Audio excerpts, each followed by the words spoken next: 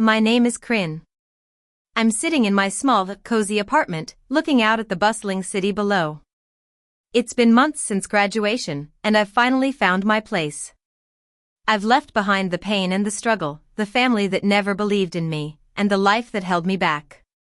But as I sit here, I can't help but think about how I got here. It all started at the dinner table, just me, my mom, and my sister, Lily. I was 17, on the cusp of my senior year in high school, and I had something important to tell them. I'd been thinking about it for a long time, rehearsing the words in my head over and over again. I wanted to apply to college, to study psychology at a local university. It wasn't anything fancy, just a chance for me to pursue my passion and build a better future. I took a deep breath and started to speak. But before I could even finish my sentence, my mom let out a snort. She looked at me with amusement in her eyes and said, "College? You, Kryn? Sweetheart, you're just not college material." I was stunned. I couldn't believe what I was hearing. I blinked, thinking maybe I'd misheard her. But she leaned back in her chair and waved her hand, as if she was dismissing a joke.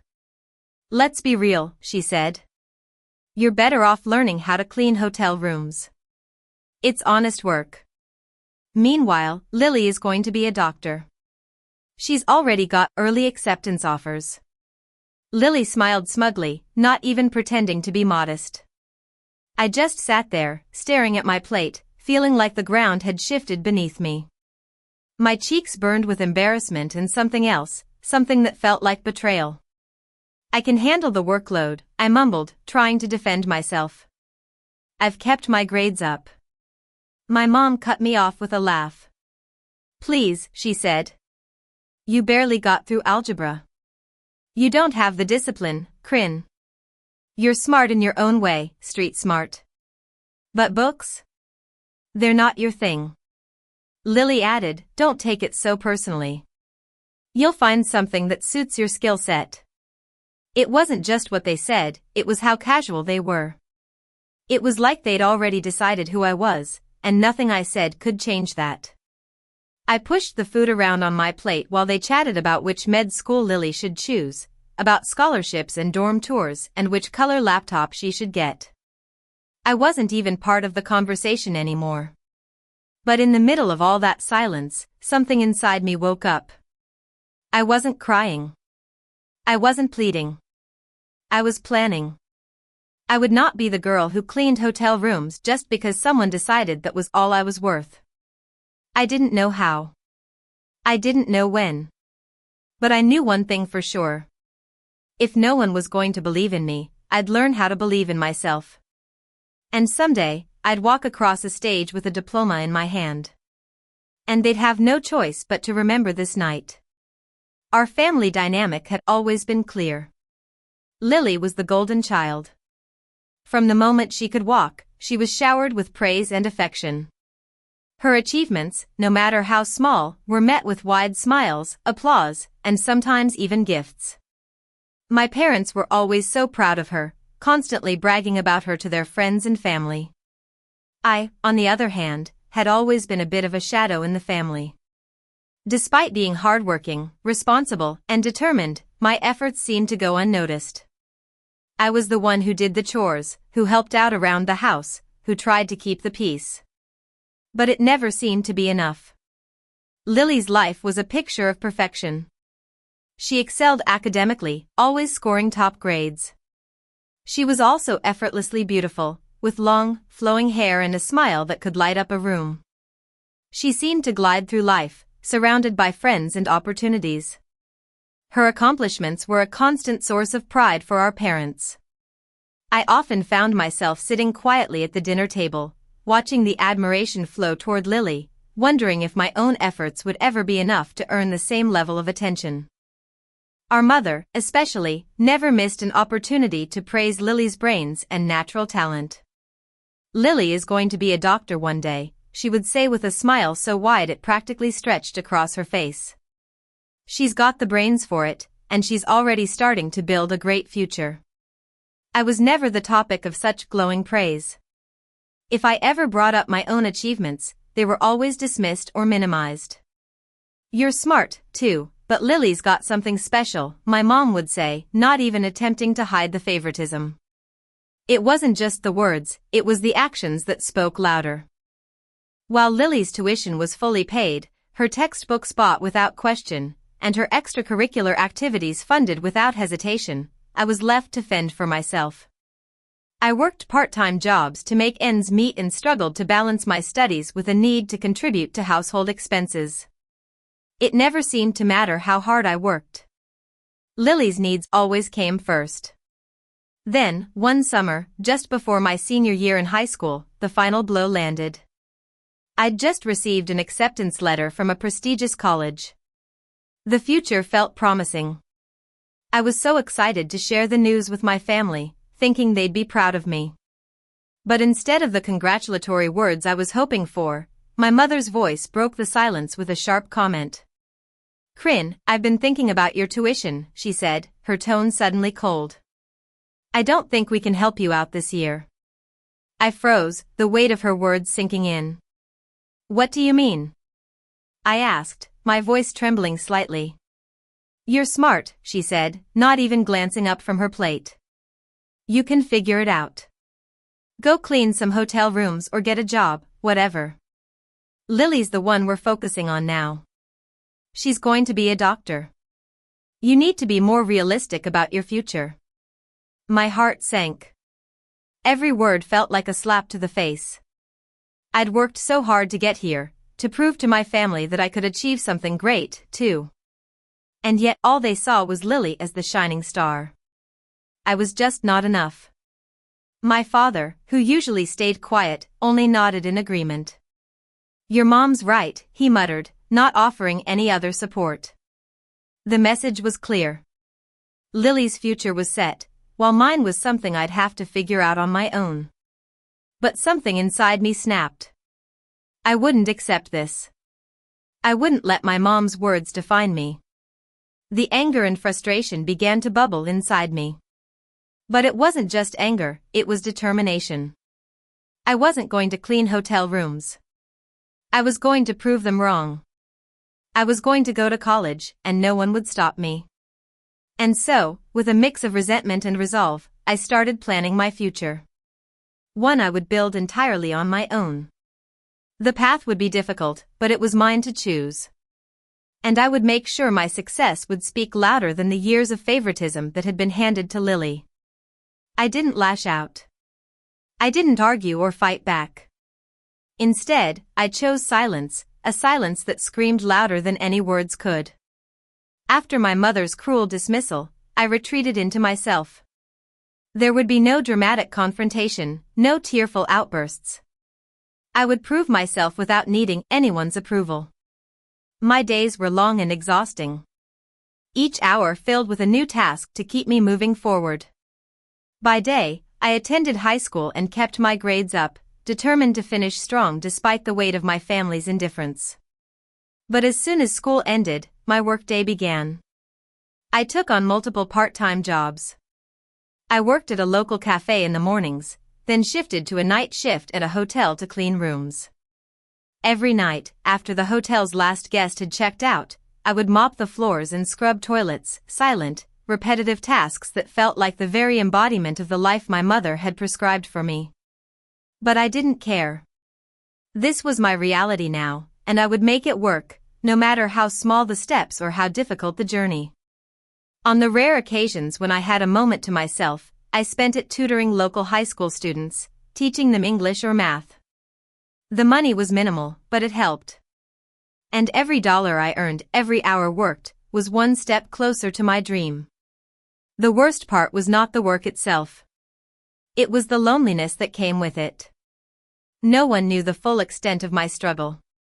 Not my friends, not even my boyfriend, Jake, who had become increasingly distant over the months. They saw me as the quiet, hard-working girl who had it together, who always put a smile on her face. But they didn't know how much I was sacrificing to make my dreams come true. Meanwhile, Lily's life was unfolding in a completely different way. She had posted picture-perfect selfies from her college dorm. She seemed to be living a carefree life, surrounded by friends and new experiences. Our parents praised her constantly, calling her every week to hear about her classes, her friends, and how well she was doing. They were proud of her, and they showed it in every conversation. I couldn't help but feel the sting as I watched those posts flood my feed. But there was no time for self-pity. I kept pushing forward, working late into the night, making sure my grades never slipped. Every scholarship application I found, I submitted. Community college became my first step, my backup plan. I didn't expect anyone to help me. I couldn't afford to rely on anyone. I just had to do this on my own. In the quiet of the early mornings, after finishing my night shift at the hotel, I would sit in my tiny apartment and apply for scholarships. I had no time for distractions. I was careful about what I shared with people, not wanting anyone to know how much I was struggling. I didn't want their pity. I didn't want their concern. All I wanted was to prove my worth to myself and to the people who'd never believed in me. Lily's college life was everything I had once dreamed of, comfortable, supported, and filled with the promise of success. My life, on the other hand, was a stark contrast.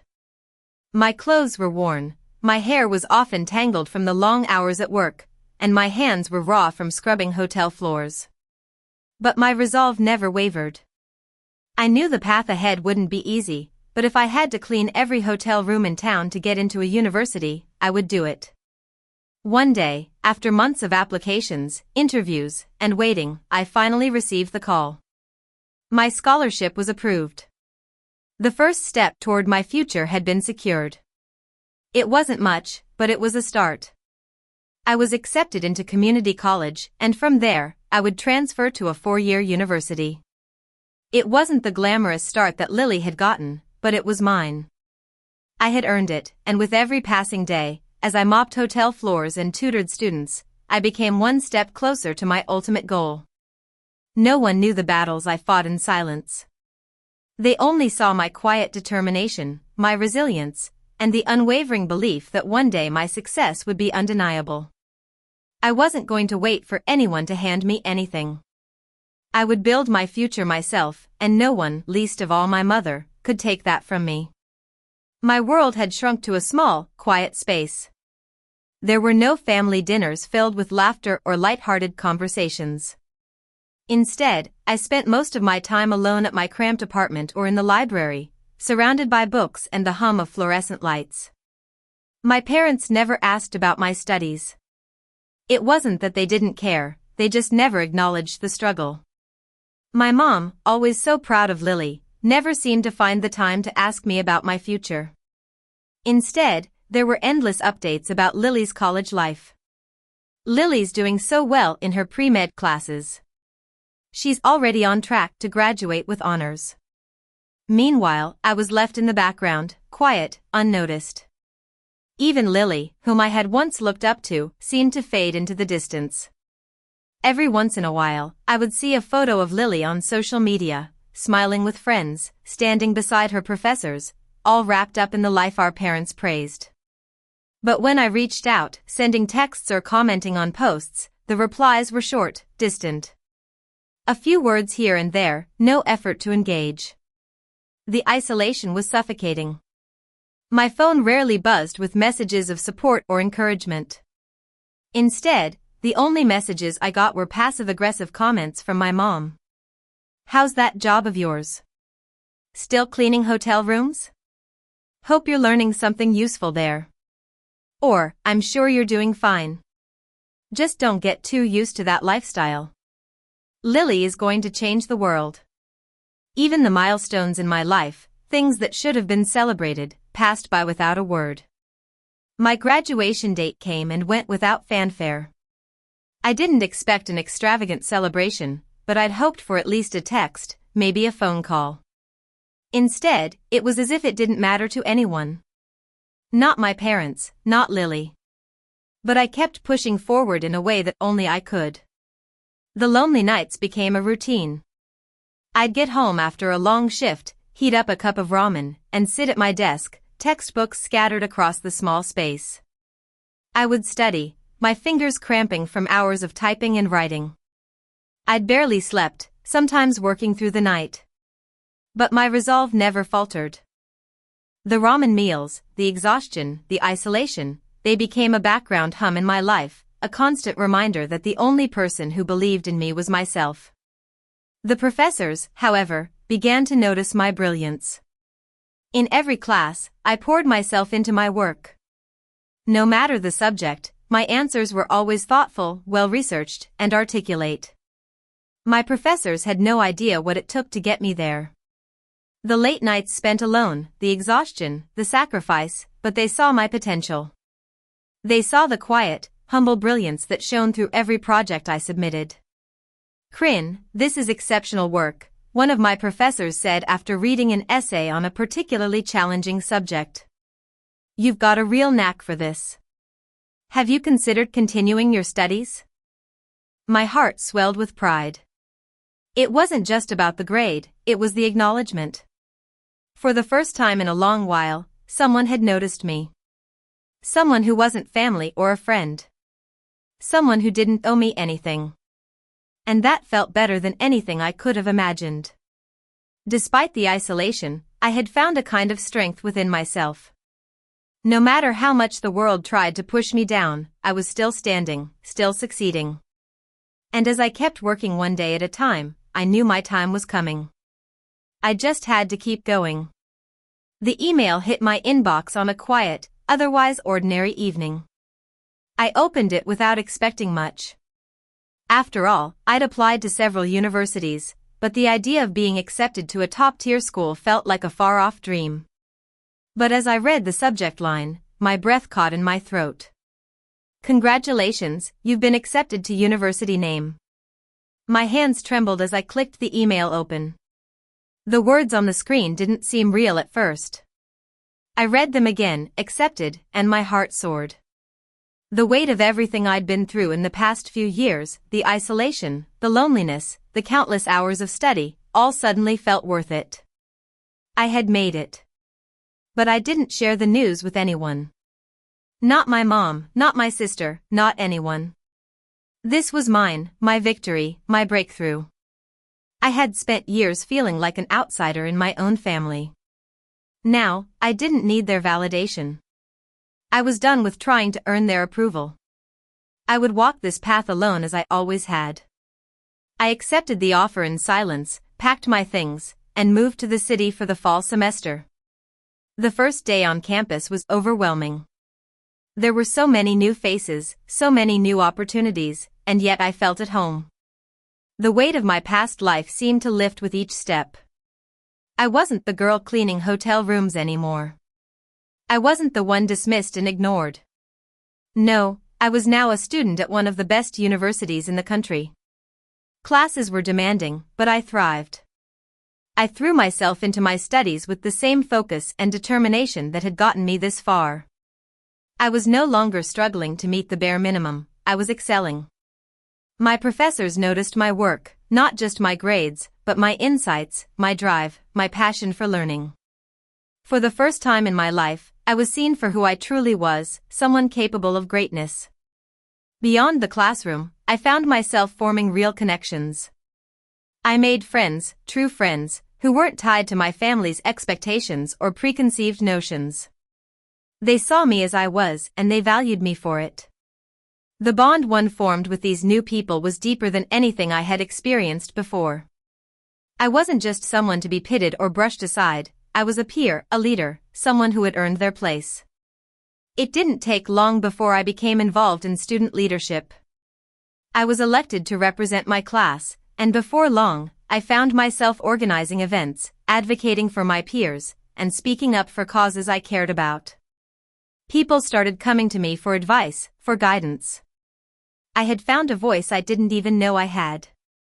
I had become someone I had always hoped to be. No longer defined by my family's expectations, no longer tied to the role they'd given me. I was no longer the girl who cleans hotel rooms or the one who's not college material. I was Kryn, the student leader, the one who rose against all odds. As I looked around campus, surrounded by my new friends and mentors, I realized that I had done it. I had carved my own path. I had proved that I was worthy, not because someone else said so, but because I had chosen to be. And in that moment, I knew I had found the place where I truly belonged. The days were flying by, and I could feel the excitement building. Graduation was just around the corner, a symbol of everything I had worked for. My triumph, my independence, my journey. I'd done it all on my own. Now, the moment to celebrate was finally coming. I went online and ordered a custom cap for my graduation day. It was simple, elegant, and spoke volumes. The lettering on it read "Self-Made."